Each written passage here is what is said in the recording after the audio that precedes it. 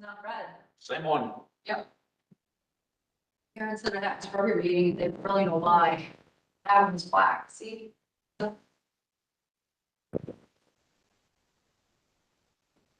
What's not red, so it just needs to be red. Yep. Just push it.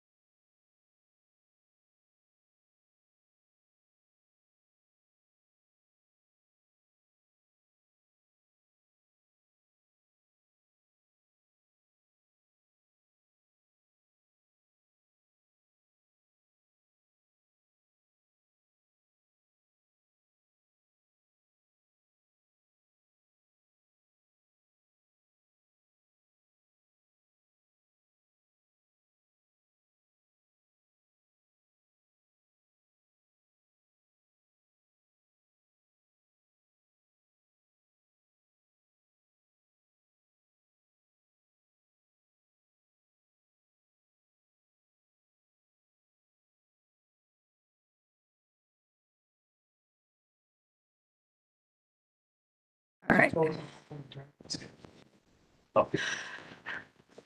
Okay, so 5:35, we'll call this regular meeting of the Public Works and Highway Committee to order. Our attendance shows all committee members are present with the exception of Bob, who is absent and excused tonight. We will at some point potentially have to pause just for 5 minutes. One of our committee members does have to also take a vote in the adjoining conference room for a rec department item. Okay, in the meantime, I will entertain approval of the minutes for the 1st of May. Make a motion to approve the minutes as written. Second. Are there any comments or changes to the minutes? Hearing none, we will vote. All in favor? Aye. Opposed? It's unanimous. Moving on to public comment. If there's anybody who would like to come up, please state your name and address or present your slip, and we'll try to limit our comments to 3 minutes, please.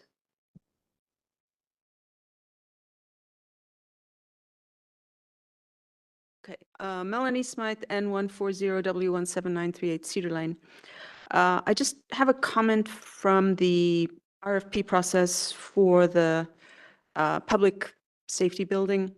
None of the RFP responses were included in the packet, and I can understand that, but it would have been nice if there was kind of a summary of the scoring system that was used and how each of the categories scored, so that we could also see that, you know, one had a big time frame, one didn't have a big time frame, and what the, because I'm sure there was more factors than were able to be spoken about, but just food for thought for future. Looking forward to seeing the presentation from Grafe & Co. The second part is an observation and request.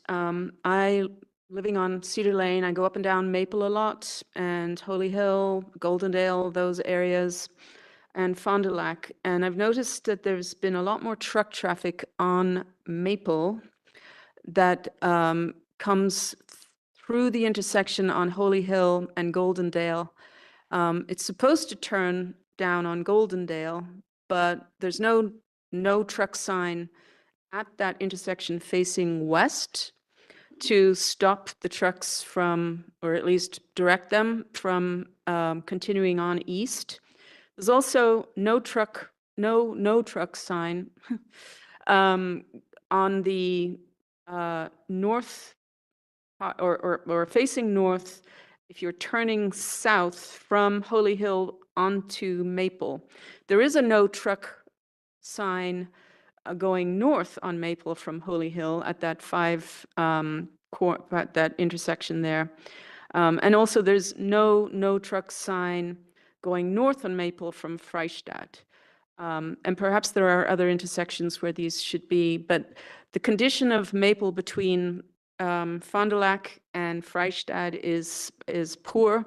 I don't know where it is on your schedule. It looked like it was a kind of a chip and seal type of coating that's now coming off in parts. The more trucks that go down there, the worse it's going to be, the sooner you're going to have to do something about that. So to prolong the road, you may want to consider the no trucks. Besides that, from an historic preservation standpoint, it's not good to have 18-wheelers going through that intersection of Dinesville. Vibrations and things don't help out those old buildings. So those are my comments. Thank you for your comments. Is there anyone else who would like to come up?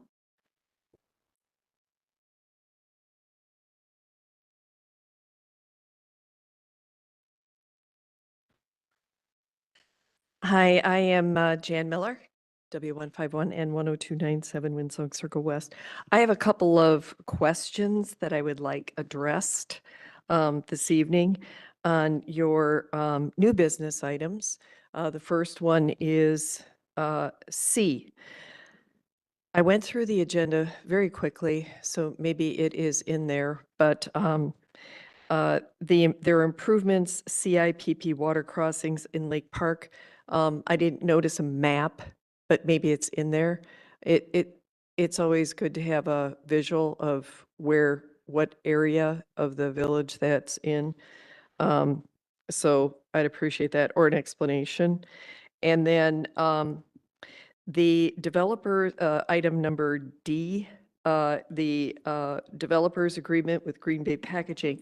To me, in the PDF file, there was at least one correction or a fill-in, and I was wondering if that is the correction, or if you're looking for extra information regarding that item. Don't ask me what page that was, but it was highlighted in pink in the development agreement. So I'd like to understand what that correction or additional information might be. And then the new business, item number F, there is, this is for awarding the contract for the Golden Dale Trail Design Study and Final Design. And the amount is $230,920. In the description, the summary, it says in the first paragraph, ARPA funds, and then the recommendation, the staff and the Public Works are taking it out of two different line items. So I'd like a clarification if it's coming out of those line items, because the ARPA money that was associated with this is only $140,000. So I'd like an explanation of that. And any update on the water tower that's on the ground that's being detained. I'd like an update on that. Thanks. Anyone else? We will move on to unfinished business. ID for village residents at the yard waste facility. Okay, so at the May Public Works meeting, staff was directed to look into the ID system used at the city of Franklin, and in particular, a scanning device that may be in use there, as well as just the general yard waste operation for a neighboring municipality, and then also investigate the cost of the window clings that we proposed. So Tim talked to a lady named Andrea at the city of Franklin, and what she summarized here is that they don't actually use a handheld scanner, that in the city of Franklin, it's Waste Management who uses the scanner. And they use it just a traditional driver's license like we've been using. And you can see in the first attachment in the packet, just a little policy that's written up by Waste Management Metro that refers to them using the handheld scanner. So that's kind of the information that we got in regards to the scanner. When we're talking about just the general operations of their yard waste, it's actually not a yard waste facility. They just take brush there 2 days a week, Tuesdays and Thursdays only. And like I said, residents show proof of residency probably through a driver's license predominantly before being allowed to drop off their brush. The window cling information that you're looking for. So additionally in the packet is a sample of a window cling, and just using some of the software on the website where you order these from, you're able to kind of customize and you can see what a window cling might look like. There's also 2 examples. They're sitting on the packet of information by you, Terry, and if you wanted to pass them down to take a quick look. But essentially they're relatively cheap. The design is basically done via the website. So the cost for 2,000 clings, an initial purchase of 2,000, would be about 35 cents each. That equates to $700. So based on these findings, we are looking to use the clear semi-permanent cling. So one of the 2 is clear, the other one's more opaque like white. And have those available for residents to pick up beginning September 1st of this year. And that would be good for 2 years and available at no cost. And then Our operation at the new DPW would begin with the new year. So we want to finish out the rest of 2024 at the existing site and then transition to the new site on Town Line Parkway starting January 5th. So we're hoping to get your feedback on that recommendation that we do pursue the Kling route instead of the handheld scanner, and that effective date of January 5th with a 2-year cycle on the permit at no cost. Okay, committee comments? Phil? So this is only going to be as good as the education effort that we put out to the community, right? So Absolutely. we all know what the challenge is going to be. We're going to have 5 cars lined up and the guy that's scheduled to go in is not going to have a Kling. Yep. So are we going to do anything for that? Are we going to have a temporary Kling office there when this starts, or are we going to say no? Are we going to let people sneak in? What are we doing here? I mean, my sense is that we would take the driver's license for a period of time and then tell them that, you know, they needed to come to Village Hall to get their permit. We'll also try to make an effort through social media, through traditional news media, and public meetings, so on, and also at the existing site that this change is coming up. So we'll have a sign up at the existing site. We'll hand out flyers at the existing site. And there's a lot of repeat customers there. So I think that we'll be able to notify a good amount of people right away. And then, yeah, offer a little grace for a period of a few weeks or a few months initially till people get comfortable with the new process. Thank you. Rick? Yeah, I did some research in the past couple of weeks after I did see that that they didn't utilize that in Franklin. And I think Menominee Falls is the only other one that does that, and that's because they use Waste Management as well. Everybody else, though, has either a pass, a sticker, a placard, something like that, and they charge for it. And the average charge is $25 annually for something like this. So I'm not going to stop it right now. We'll do it, you know, we'll do it no charge this time, but I think that has to be reviewed in the future, and we should look into that. Basically, everybody around us has a sticker or something like that on the vehicles. There's nobody proof at the gate except for Hartford that I could find. So I think this is a good way to go and a good step forward. Yeah, and I agree with your sentiment that if you look at neighboring communities, we're really the only community that's offering the service for free. This is just one step that can help us identify folks a little easier. Mhm. I'll entertain a motion. I'll make a motion to adopt the window Kling identification method for the recycling center. I'll second that, and that begins 2025, right? Yeah, January 5th, 2025. Okay, any more discussion? We'll vote, all in favor? Aye. Aye. Opposed? It's unanimous. Okay, moving on to, I think, we'll do A, and then I would entertain a motion to maybe pull up F, the Goldendale Trail. We have 2 people in the audience that are here for that, and they can move out a little bit quicker, okay? So A, resolution to approve a sewer use rate increase. Okay, so this has been something that's been discussed around the village for a little while now, but I'll give you just a brief history and what got us to this point. So Ehlers was hired in 2023 to conduct a rate study. And in that study, they were asked to evaluate 3 options for the sewer rate. One was to look at an every other year rate increase of about 4% for a 10-year period. The other option was a decrease in rates over a 5-year period and to freeze capital expenditures.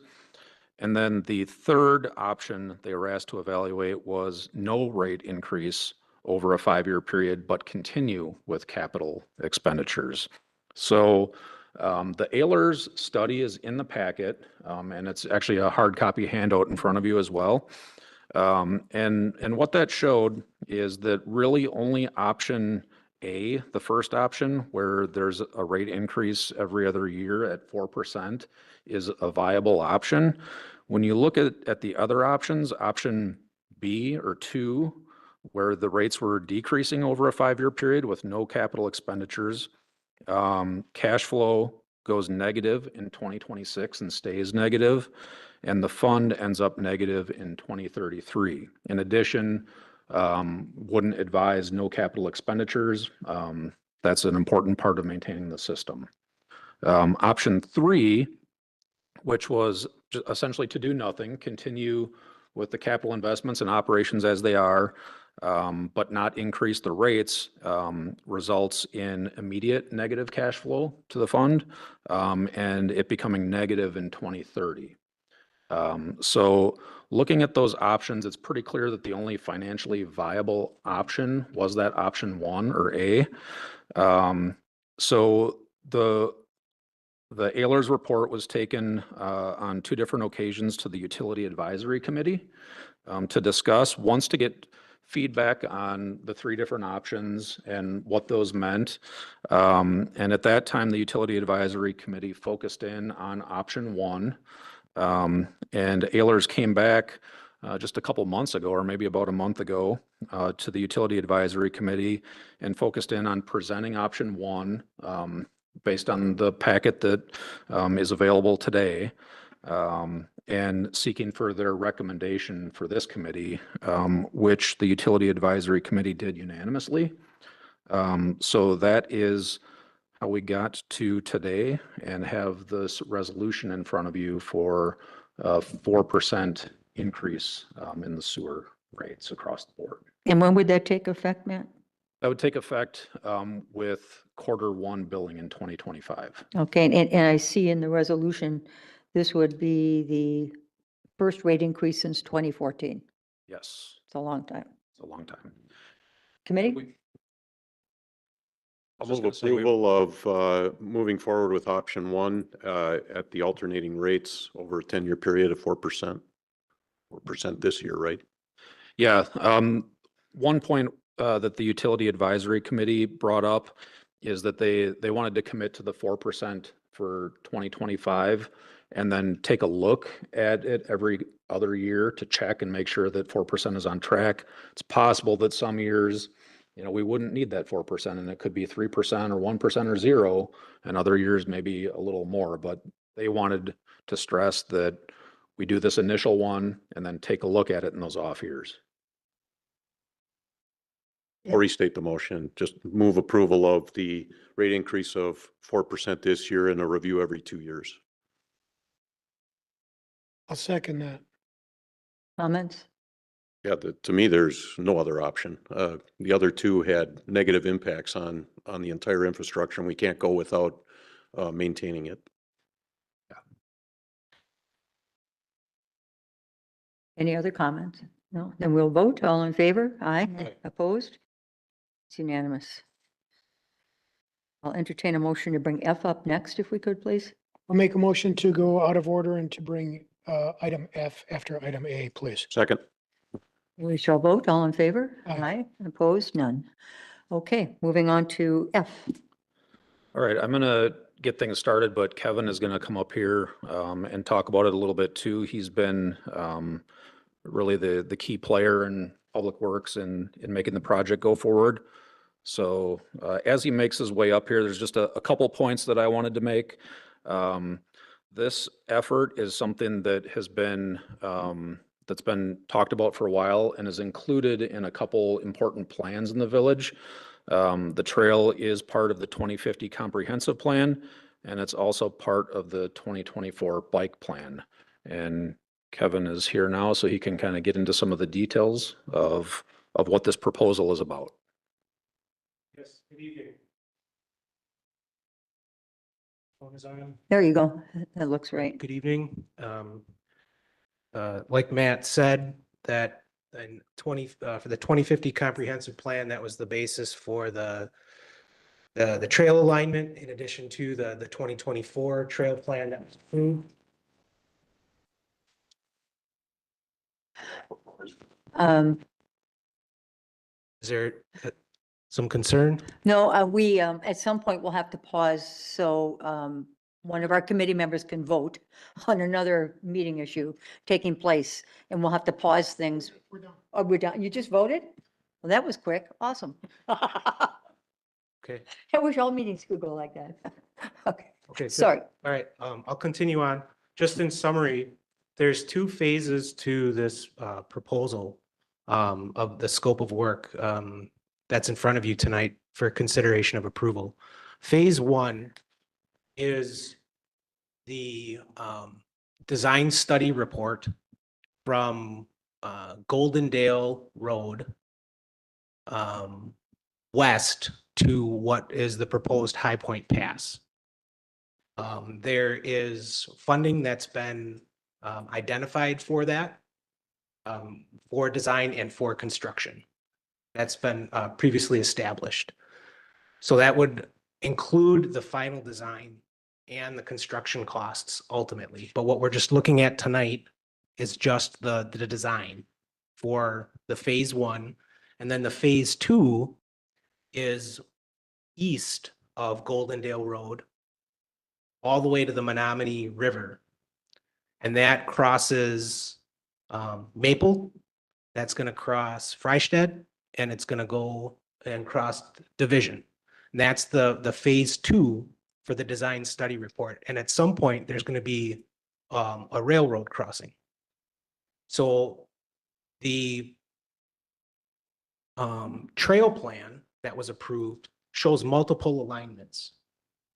And the purpose for the design study report is to establish which of those alignments is preferred to be able to move forward with preliminary design.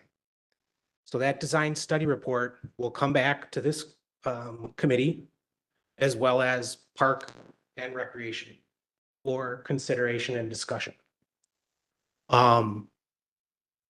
In the trail plan, it identified two main routes for this first phase.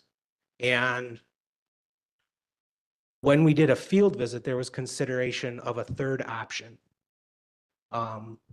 So that is also included in the design study report. Because the way the alignment is shown is that there's going to be potentially wetland impacts.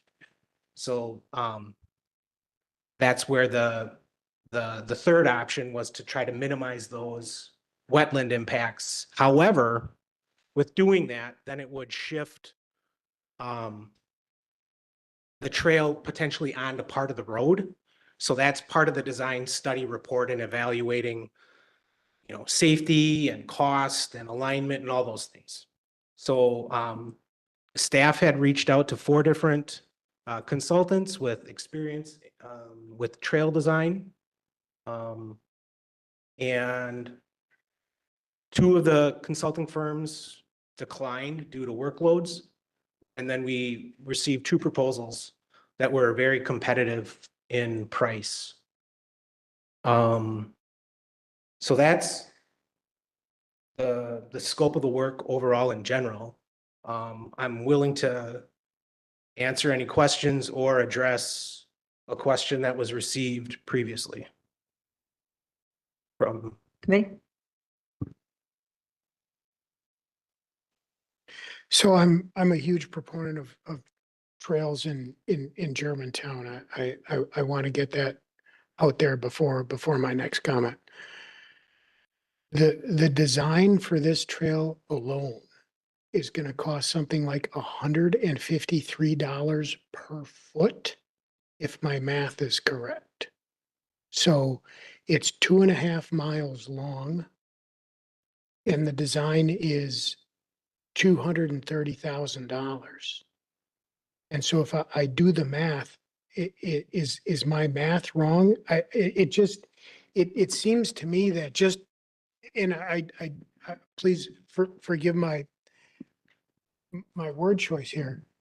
It seems for a 2.5 mile trail the design cost for that at $230,000 is huge.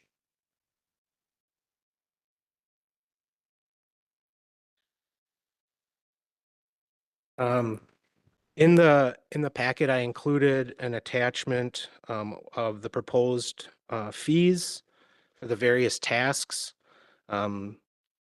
There's the design study report. That's 63,000. There's a survey for just under 9,000. Hydraulic modeling effort, environmental review for 18,000. The trail design and the bid documents, 64,000, and then there was grant assistance for 85. So Absolutely. It works out to about $143 an hour. If they spend the 1,680 hours that they're quoting us. Real quick math here, the Is my 230, math wrong? I think maybe a little bit. But the 230,000 at, I just picked 2 miles, so that would actually improve if we Yep. included the whole distance. So 2 miles, I just, for round numbers, used $15 a- yeah. 10,000 feet, that's $23. But it's also important to note that part of this is design, like final design, and part of this is study too. So even though it is $23 roughly a foot, that will go up as we continue into final design with future phases. Right now, this is study phase 2 and 3. This is final design phase 1. So just for my own edification, please, and what will the final figure end up being per foot when we get this trail down? Soup to nuts. that's part of what the design study report includes is the cost estimates for the construction. What is typical, please? Well, in this case, we're looking at a potential boardwalk through the wetlands because filling the wetlands would have Yep, hydraulic yep. impacts. The city of Madison completed a similar boardwalk. I don't have the numbers for the construction costs on that, but I would anticipate that being included in part of the design study report. So I'd have to get back to you on the construction cost on average per linear foot per boardwalk. Yeah, and I don't think we've seen one of these trails come up since I've been on the committee, and it is certainly the potential that I am not in touch with current trail design and construction costs, but it did strike me as, Yeah, so thank you. yes, you're welcome. So the final design that's going to come from this phase 1 work is over approximately 4,100 feet from Goldendale Road to High Point Pass. So that's where that's the final design number. If we're looking at final design, there's a design study report for the rest. So I'd have to revisit that unit cost for design, and I will also follow up with estimated construction costs.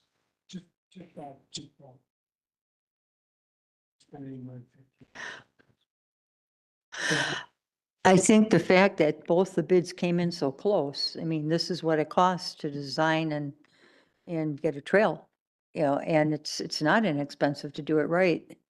But I mean, if it was the only bid out there, I would say, oh, maybe scratch my head over it, but obviously this is the ballpark, what it looks like.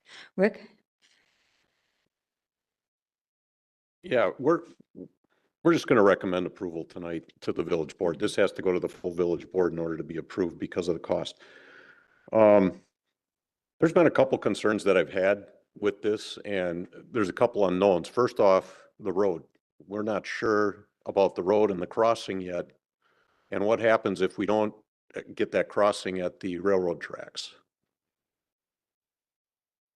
Yes, the crossing at the railroad tracks, there's an existing crossing at Goldendale Road, and then there's a proposed crossing at the new road that we're referring to as High Point Pass. So High Point Pass was approved for design by the JRB and the village board, and staff has requested a proposal to complete that design, and that's currently being reviewed as far as the design goes. There's some acquisition of land that staff is working on as part of development agreements and meetings with developers for establishing the right of way in that space for High Point Pass. There's a potential as part of the design study report to evaluate crossing at High Point Pass, the new proposed road. Mhm. In addition, there's the potential for having the trail alignment stay on the north side of the railroad and not cross at High Point Pass. So those are two of the options that are going to be evaluated as part of the design study report based on the 2024 trail plan. So if we don't get the crossing though, then High Point Pass doesn't happen, right? That's not going to become a public road. Well, Yeah, High Point Pass would still be constructed from Holy Hill Road south to To the track. tracks, Yep. Because the trailhead would be at that location. right? Yeah. Okay, And the High Point Pass from from Holy Hill down to the tracks, that's needed as part of a future development agreement with Truck Country as well. okay. Second thing is that if this trail happens, or when this trail happens, we have to acquire some private property, right? In order for this to go from Goldendale Road to High Point Pass? correct. The options would be full acquisition of the property or an easement for access of the path. And that could happen on either the north or the south side of the railroad tracks, depending upon what the study shows? That's correct. Yes, that there was work previously identified on potential sites, and I believe Steve has some history that he may be able to share with respect to that. If I may just add a little bit to what Kevin was saying. Yes, to get from what was the property that was transferred from MMSD over to Goldendale, there is a gap there that we have to close. We have had some conversations with the owners of that property, Todd and Cindy Wetterow. And we've included in those conversations MMSD. MMSD does have interest in some type of acquisition of some of that parcel as part of their Green Seams program. And if the results of this design study end up aligning with what MMSD is looking at, and that aligns with what the Wetterows are looking at, it could be that MMSD ends up purchasing the property and transferring it to the village. If it ends up, if we go the northern route, that may not work. So there is a need for that, and there've been some conversations on it. One thing, and because this came up in a public comment during the village board meeting on Monday, that I just wanted to clarify, is we've had several meetings and conversations, but there have been no offers. The conversations have not gotten into the point where there's been any discussion of dollar amounts yet. And in large part because we don't know yet, and we won't know until the design is complete, which part of the property we'd be talking about. Would it be an acquisition? Would it be an easement? Would it be the village purchasing it? Would it be MMSD purchasing it? So it's premature, and we just haven't gotten into those types of conversations yet. Okay. My concern is it's a little backwards. We don't have the property, and we're designing for something that's an unknown.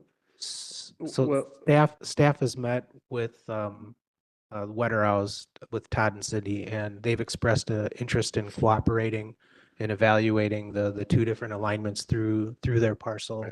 In addition to the pending MMSD parcel acquisition, which would complete the full connectivity Mhm. between Goldendale West to High Point Pass. Yeah, the property owners are, as we've talked with them and we've looked at different options, they're not sure which option they would be willing to sell, whether it's the right of way, so they wanted to see the design. We need to see the costs of the different options before we can commit to going the southern route and acquiring that particular property or going the northern route. Because we just don't know at this point, would it be more cost effective to go kind of over some of the drier land, potentially following the sewer easement that the village already has on the property, and then adding a trail on Goldendale Road down to the railroad tracks? Or would it be more cost effective to do some sort of a boardwalk over the southern part of the property closer to the railroad tracks where it's more wet? And then the second part of the question is, well, what do the property owners prefer? What are they willing to do? Yeah. And we don't know that yet. And then the third unknown is MMSD. So we really can't get to that point of acquiring the property until we've got the information from the design study that Kevin's talking So you about. triggered another question for me, and that is the sewer easement that's existing right now. That goes through properties and was really never thought of to be a trail. And now it is. So does that easement have to be adjusted, changed? That would for have this to be. happen? That would have to be adjusted. The current easement does not allow for public access for this type of purpose. So there would have to be an adjustment. And I should also know, I believe that easement goes on to other property owners as well. And at this point, we haven't looked at involving any other properties. We've only been looking at this one residential parcel. So, but there would have to be an adjustment to that easement. Okay. All right, thanks. While I'm up here, if I could, there was one other question that came up during public comment tonight about the funding, and the cost of phase one is $163,000. The plan that had been put forward for the use of ARPA funds identified $140,000 for this purpose. So the way that this was structured in the report and what we're asking for approval for from the committee and then the village board is to use that $140,000, but then in addition to that, take the extra out of TID 7 funds, which was previously approved. There were $700,000 that were identified in TID 7 for design and construction. And then I guess actually, when we're talking about funding, the one other thing that I will mention is the intent is definitely to apply for various grants that are available, and we think that there's this particular project would be attractive for some grants based on our discussions with DNR and others, and that is a small part of this contract as well, with some help with some grant applications. And then just one final comment that I have on, and with the process of it, the design study report would go first and bring that back to Park and Rec committee or commission and the Public Works and Highways Committee here prior to going through the gate to the next preliminary and final design phase. Okay. Ready? Our job is to move it on to village board, and it's going to be vetted there, I'm sure, very carefully as well. Do I have a motion? I'll make a motion to award the contract for the Goldendale design study to Grafe Engineering in the amount not to exceed, and thank you, in the amount not to exceed $230,920. I'll second. Any further discussion? Rick? Are we doing all 8 tasks right away? Um, Or are we That just would- getting approval for 1 through 5? The intent was the authorization to set the budget up for tasks 1 through 8, Okay, and then to work on the first task and bring that back to understood. Public Works Committee. Any more comments? We shall vote. All in favor? Aye. Opposed? Aye. 1 in opposition? And thank you very much, Rick. Moving on to item B, resolution adopting the 2023 compliance, maintenance, and annual report.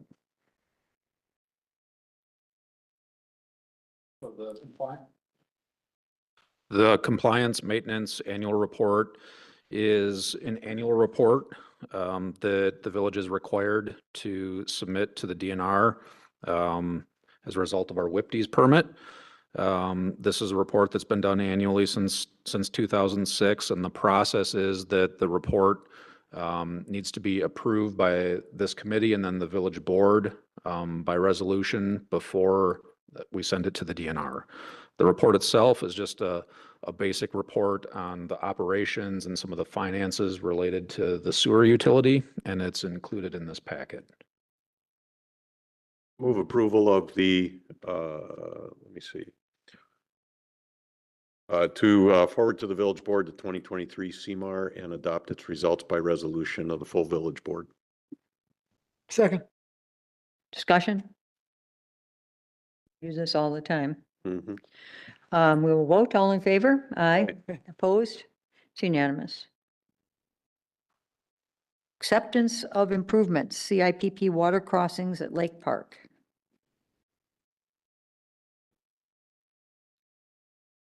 Get to the right page here. These improvements are for work that was done as part of the 2023 sewer lining project. It was a project that was completed several weeks ago. It was work that was conducted by Vision Sewer to do sewer lining, essentially for the sewer that's under the ponds in the Lake Park area to prevent infiltration into the system. And the work is done, the restoration is complete, and we're looking for the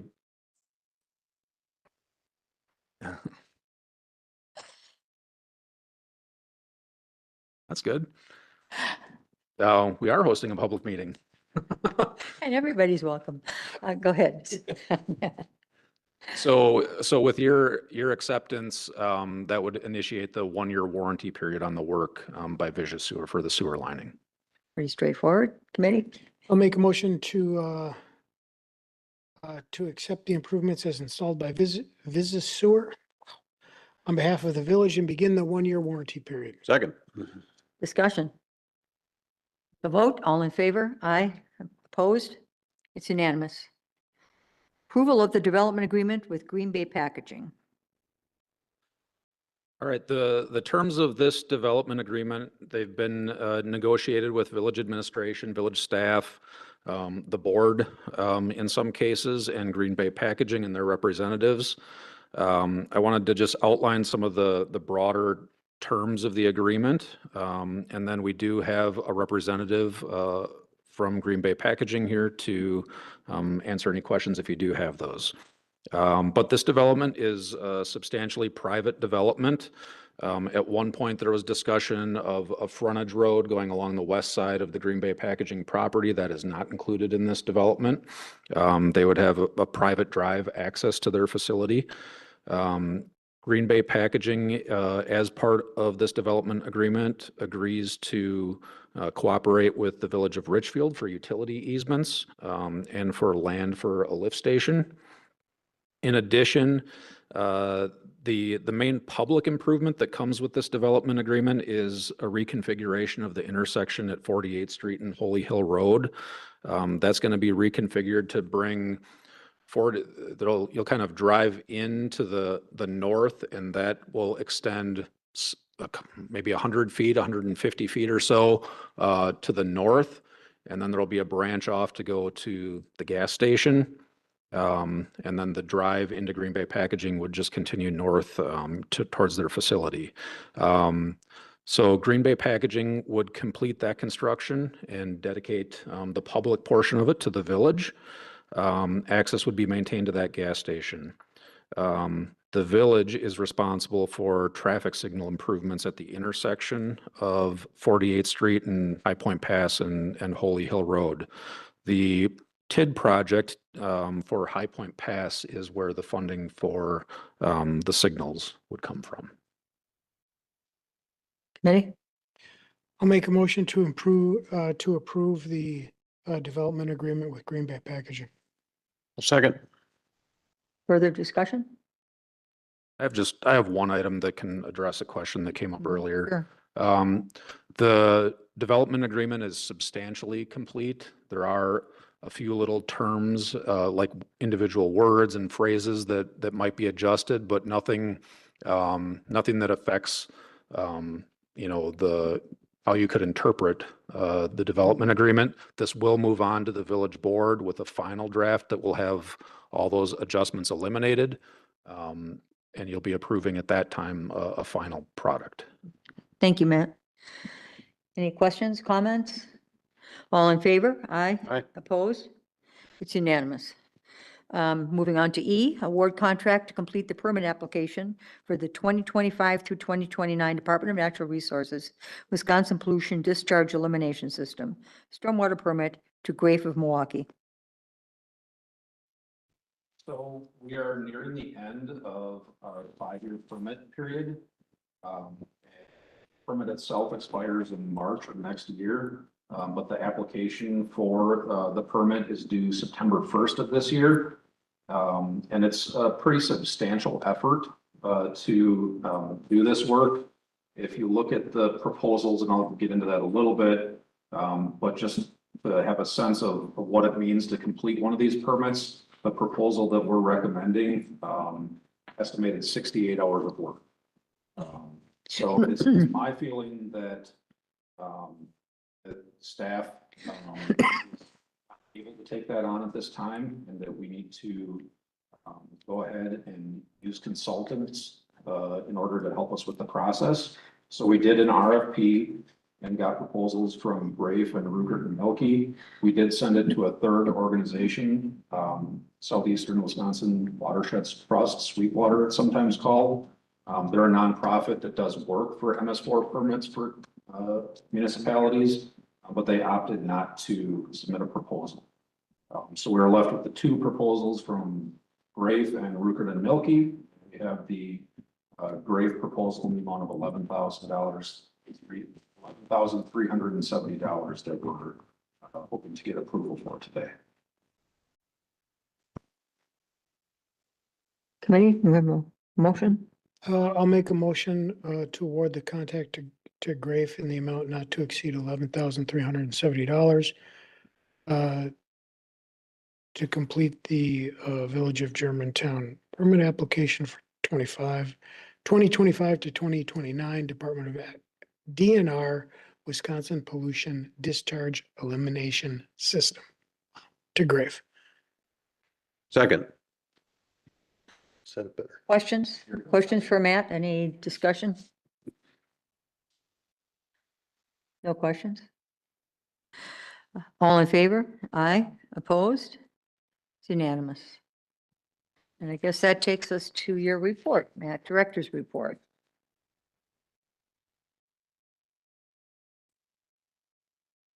So you have a couple things highlighted here? Right, so the first area of the report that I wanted to concentrate on was projects that I have listed under the water superintendent. And it's funny, I write these reports Friday before the meeting, and there's been a handful of things that have changed. So what I'm going to say is more up to date than what's written on the report in a couple of these cases. That would help. So first I'll start with well 12. Well 12, if you remember, had some issues with a biofilm that was developing that required some additional investigation. We did an initial round of tests that essentially necessitated additional testing, and that's where we're at right now. We're waiting on a proposal for some of that additional testing, but I have the scope, I don't have the cost. But it's likely that we would look to proceed with that proposal right away once getting it, which could result in us proceeding with work outside of the normal approval cycle. But that's something that I'll work with Steve and with you on, Terry. So we want that work to continue and get some of those results to better understand how that impacts the construction of the Well 12 well house. That project has been on hold while some of this additional investigation and testing has taken place and continues to be. It's likely to proceed soon because we think this testing can be completed and we would have results that we're looking for in a matter of a couple weeks once it begins. But we want those results first. And that could result in either an additional cost from a contractor or a change order to the contract to address findings from this round of testing that we have yet to complete in order to properly build that well 12. So I hope that makes sense. But if there's any questions, I'd be happy to answer those. The only other thing with well 12, and this also affects Tower 4, is that we'd hoped that Tower 4 would be raised by today, actually. That was in Steve's report a week ago, Friday. But unfortunately, the operators union that runs the heavy equipment and cranes for Tower 4 and for some of the work that would need to be done on well 12, the well house construction, they're on strike. That happened Friday afternoon, we got word of that. It was not resolved over the weekend, so we're at the mercy of that getting resolved for some of this work to continue. And then in addition to that, Tower 1, which is not, this is a new item, it wasn't information that I had when I wrote this report, but Tower 1 has a leak in the fill pipe, a small leak. And that's something that we're getting proposals on and we'll also need to act on fairly quickly to try to resolve. So any questions about those water projects? There's a lot going on in the water There was utility. something going wrong. Which is Tower 1? Is that just off of Pilgrim Road and what would it be? Like right behind you, right? Phil? In the Windsong Center. Yeah, Windsong? Yeah, I believe so. No? It's the other one? Oh, by Station 2, okay. That was the first. Tower one. 3 is the other one. Back one, got it. I can't keep that stuff straight. I had the two backwards, 1 and 2. Okay. What else, Matt? Okay, moving on. One thing I wanted to highlight that wasn't originally highlighted in the Richfield IGA update is that the Village of Richfield and the developer have kind of slowed down their process. They had originally planned to bid the utility work out in September and begin construction over the winter. They're experiencing some delays with their schedule now. So it's looking like the bid would come at the earliest the spring of 2025. And therefore the work is also delayed until at least that time. And that was news that we got from Richfield last week, late. That does have some downstream impacts to developments, in particular the Truck Country development. And that's something that we're working through with them as we speak. Any reason given, please? Village of Richfield couldn't get a signed development agreement, a commitment from the developer on the schedule that they wanted. And they didn't want to risk, building the utility without the development. Do they have that now? They do not, no. Thank you. Ouch. So, Yeah. Yep, moving on in the report, I have the PSC CPR report development highlighted. That's a report that has been due for a while, like several years with the village. The village has been given some extensions, but those extensions are overdue as well. And we're looking to make progress on that. We held a meeting with the PSC, and staff there are understanding of our situation and willing to work with us. But this is another case where generating this report requires a bunch of effort that we don't have bandwidth for right now. So we are looking to identify a firm or individual to give us a proposal to assist us in that process. Essentially, what needs to happen is you need to identify historical costs for all these assets and organize them into the type of reporting system that the PSC uses.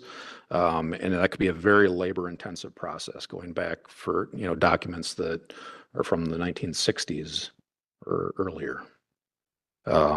So I'm hoping that by the July meeting, I'll have more information on that and a proposal for you to consider. Matt, what level of expertise is needed for something like that? Are we talking engineer? Are we talking intern? What are we?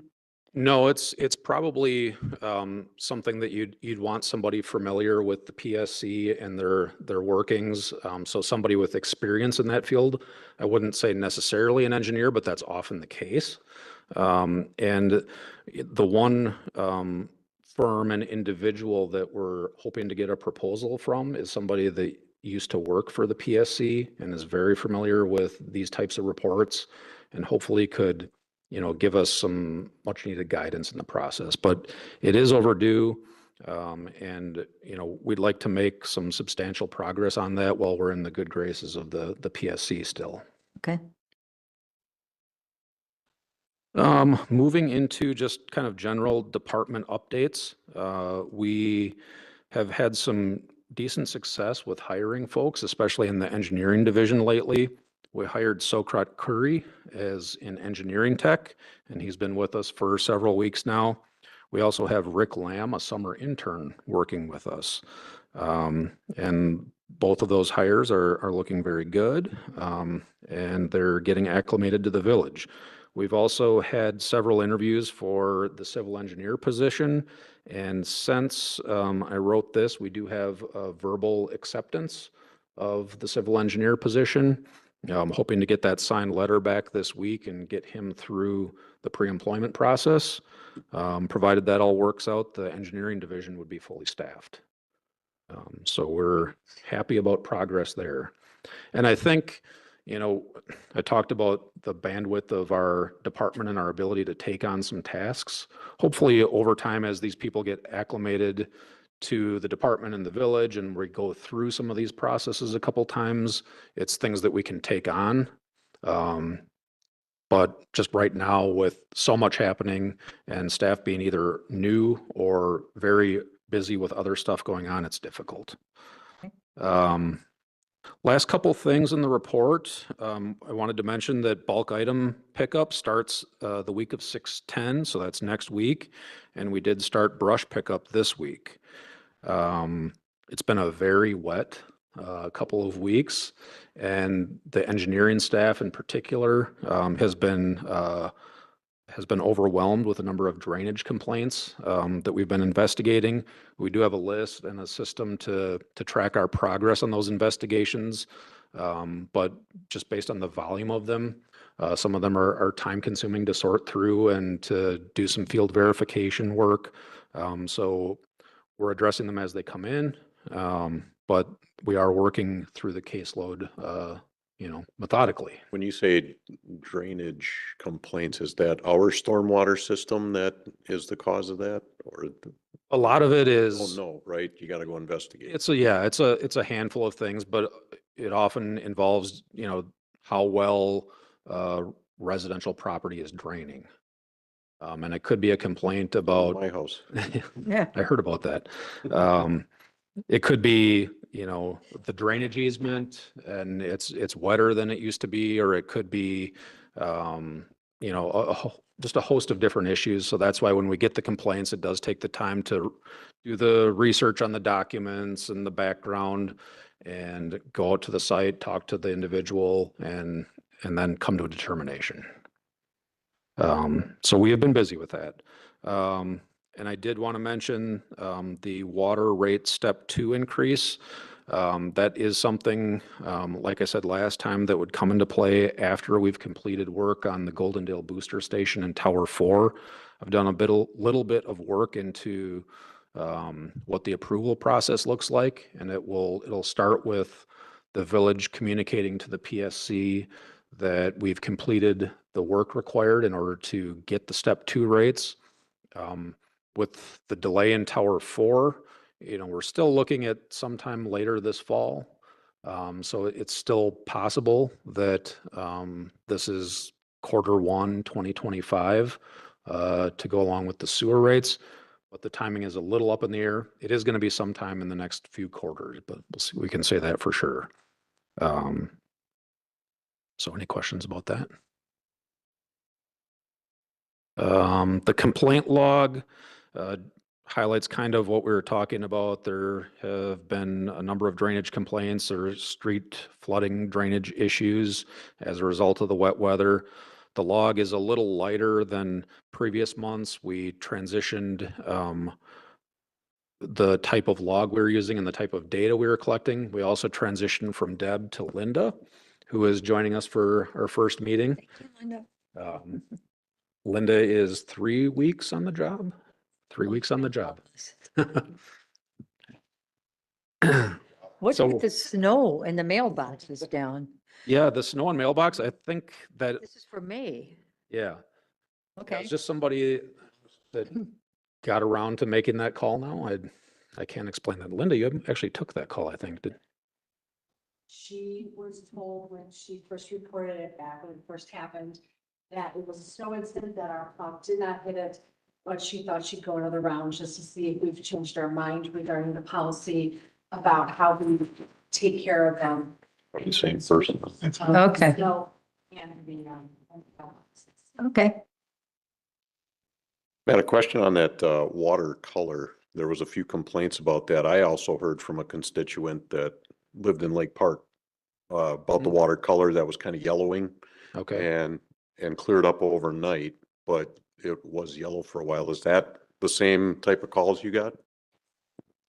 it's when we were doing the You flushing. should- I had a feeling it was the flushing part. Yeah, it was one of two things. It was the flushing, which was done throughout the village, or for the watercolor complaints or dirty water up by the well 12 and Tower 4.